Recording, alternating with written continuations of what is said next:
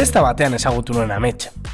Gau bateko gauz izango zela uste nuen hasieran, baina azkenean astebururo ibiltzen ginen inguru berdinetatik. Naita ez, bete amaitzen genuen bata bestearen etxean. Nahiko sekretuan eraman genuen, baina biok bagenekien gure artean konexio berezi bat zegoela. Pare bat hilabete egon ginen astebururo baino ez elkartzen. Astelen ura heldu zen arte. 2019ko otsailaren 5. Data hori buruan geratu zitzaidan markaturik. Klasetik irten eta ametsen mezu bat jaso nuen. Momentutxu bat egon nahi, eta nola ez nion ezetz izango.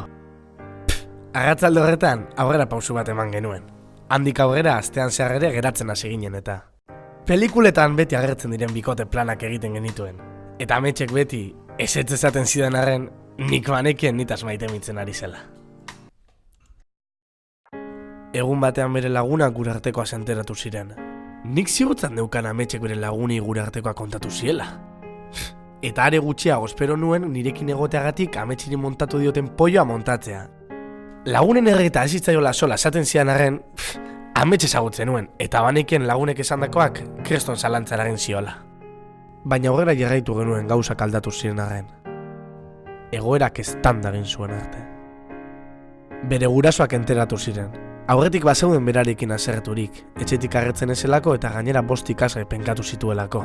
Baina gure jakin zutenean, dirudienez ez nintzen haien gustokoa izan bez.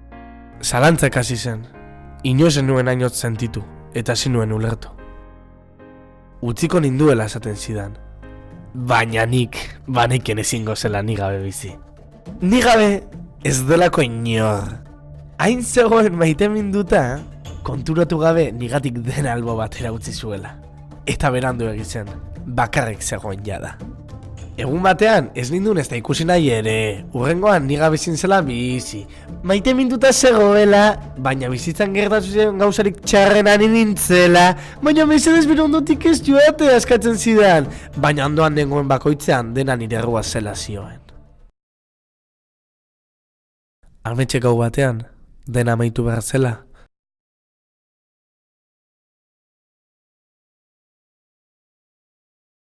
esan zidan arte.